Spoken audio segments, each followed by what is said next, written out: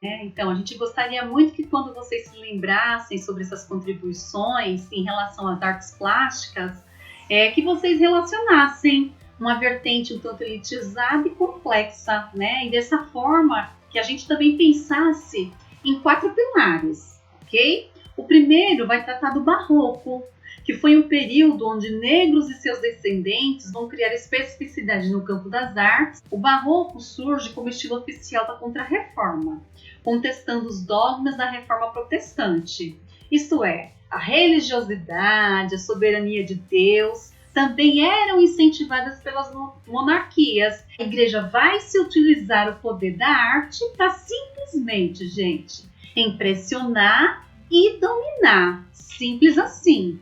E daí quer um exemplo? Vamos lá para Minas Gerais.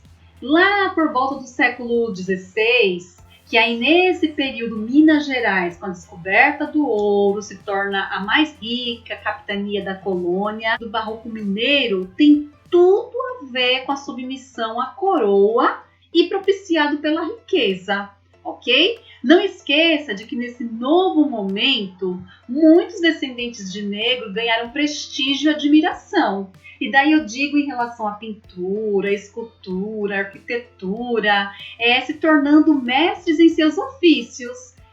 O mestre Valentim, o Aleijadinho, o mestre Ataíde. Então, esse aí foi o nosso primeiro pilar. O segundo pilar foi lá no academicismo brasileiro. Pensemos que com a chegada da corte portuguesa, em 1808 aproximadamente, o cenário artístico no Brasil vai mudar, certo? E aí, qual foi a preocupação desse período? Pronto, de justamente modernizar culturalmente, ok? A nova sede do Império Português. Repare que em 1816 é criada a Academia Real de Artes e Ofícios, lembram? Pronto, com a chegada da missão artística francesa, que daí vai cumprir essa finalidade e inaugurando o que a gente chama de ensino formal de arte. Então, o que a gente tem como consequência? Justamente esse distanciamento entre a arte e o povo. Mais uma vez, o que isso quer dizer, Cris?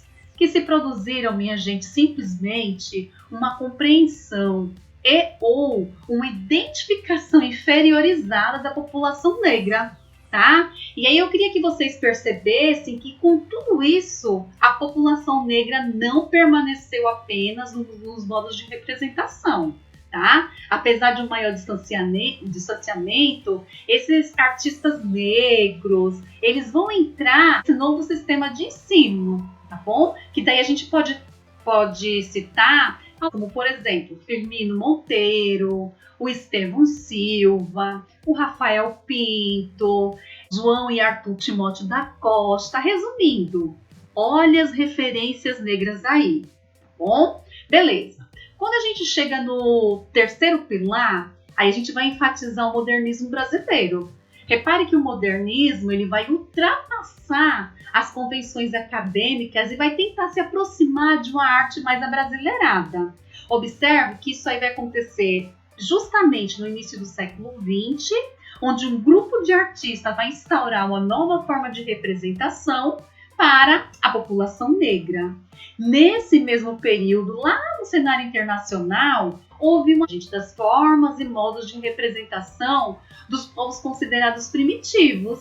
E aí, por exemplo, eu tenho como referência o Gauguin, o Picasso, o Toulouse-Lautrec, né? No Brasil, o modernismo é uma forma de atualizar essas ideias estéticas. E aí a gente vai perceber que elas vão abolir as formas e os cânones da representação acadêmica. Vai dialogar com as obras, com os movimentos e artistas estrangeiros. E aí vai ser impossível, nesse momento, a gente não se lembrar, por exemplo, da Tarsila do Amaral, do de Cavalcante, do Portinari, do Lazar Segal, ok? E aí, por fim, a gente vai destacar o quarto pilar, que vai ser justamente o período mais contemporâneo, isto é, a arte contemporânea brasileira. Que aí a gente tem se apropriado de um discurso político ligado à afro-brasilidade.